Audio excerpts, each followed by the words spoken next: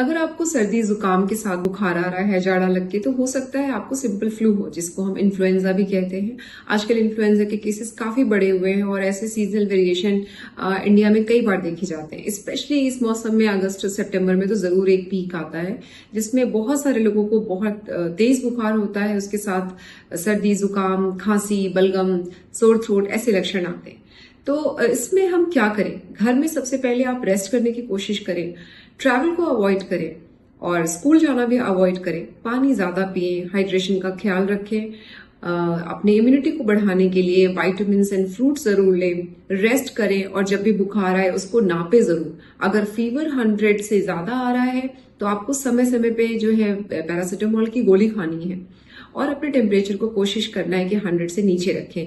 पट्टी करें। स्पेशली बच्चों के केसेस में टेम्परेचर बहुत जल्दी से बढ़ जाता है और बच्चों को जो है डिहाइड्रेशन सिवियर होने लगता है। इसके साथ साथ आप खाने का भी ख्याल रखें। अगर पेशेंट को वॉमिटिंग आ रही है तो स्पेशली डॉक्टर के पास जरूर दिखाएं।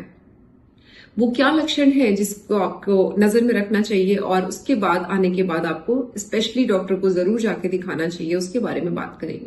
अगर बुखार के साथ बहुत सिवियर हेडेक हो रहा है, जो सरदर्द कभी ऐसा पहले नहीं हुआ, और वॉमिटिंग लग रही है, या आपके नेक में स्टिफनेस आ रही है, दर्द आ रहा है, या जब आप झुकते हैं तो आपको बहुत तेज पेन होता है, पेट में दर्द हो रहा है, या वॉमिटिंग बहुत ज्यादा है, आप खाना खाने के योग्य नहीं है, यूरिन का अमाउंट कम लग रहा है, या कैसे भी कंफ्यूजन लग रही है, स्पेशली एल्डरली पेशेंट में कंफ्यूजन की स्थिति है, या कई बार तो लोग सीजर्स भी थ्रो करते हैं, तो कोई भी न्यूरोलॉजिकल सिम्टम है या वॉमिटिंग के सिम्टम है या सिवियर हेडेक है, इसको कभी भी हल्के में ना लें और टाइम रहते ही डॉक्टर को दिखाएं। इन्फ्लुएंजा वायरस ज्यादातर कोल्ड कॉफ में ही ठीक हो जाता है, लेकिन अगर आपकी इम्यूनिटी कम है, जैसे कोई भी अंडरलाइन कंडीशन है, डायबिटीज, हाइपरटेंशन या CKD, pulmonary disease, COPD, asthma, या अगर इम्यूनोसप्रेसेंट पे है या अंडरलाइन हार्ट डिजीज है, ऐसे पेशेंट को यही इन्फ्लुएंजा काफी परेशान करता है और वो निमोनिया भी कर सकता है, लंग में प्रॉब्लम भी ले आता है, जिसे हम ARDS कहते हैं। हो सकता है कि वायरल इन्फेक्शन से आप उबर रहे हो लेकिन आपकी इम्यूनिटी कम है, इसकी वजह से आपको सेकेंडरी बैक्टीरियल निमोनिया भी हो सकता है। निमोनिया में भी आपको सेम लक्षण होंगे। एक बार आपका बुखार ठीक हुआ रहेगा, दोबारा से बुखार आने की हिस्ट्री हो सकती है, खांसी बहुत ज्यादा तेज आ सकती है, बलगम का रंग पीला हो सकता है, या कहीं भी चेस्ट में पेन हो सकता है। आपको ऐसा लगता है कि ये वाले लक्षण आ रहे हैं तो डॉक्टर से एक बार जरूर मिले। हो सकता है डॉक्टर आपको एक्सरे प्रिस्क्राइब करे और ट्रीटमेंट के लिए बोले। साथ में ही हमें ये भी बताना चाहूंगी, सेल्फ मेडिकेशन लिमिटेड रखें और सिंपल एंटी एलर्जिक पैरासीटामोल आप ले सकते हैं।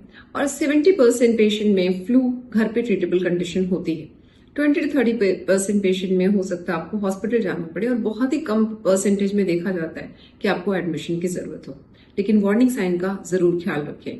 और इसके साथ ही आप अगर इतने चीजों को देखते हैं तो आप फ्लू से आगे बढ़ सकते हैं। सबसे इंपॉर्टेंट पॉइंट मैं आपको बताना चाहूंगी कि फ्लू के अगेंस्ट वैक्सीन भी है, फ्लू के अगेंस्ट टैबलेट भी है, तो ये प्रिवेंटेबल डिजीज भी है। अगर आप 50 ईयर्स से अबव हैं, कोमॉर्बिडिटी है, आपको ईयरली फ्लू वैक्सीन लगवाना चाहिए।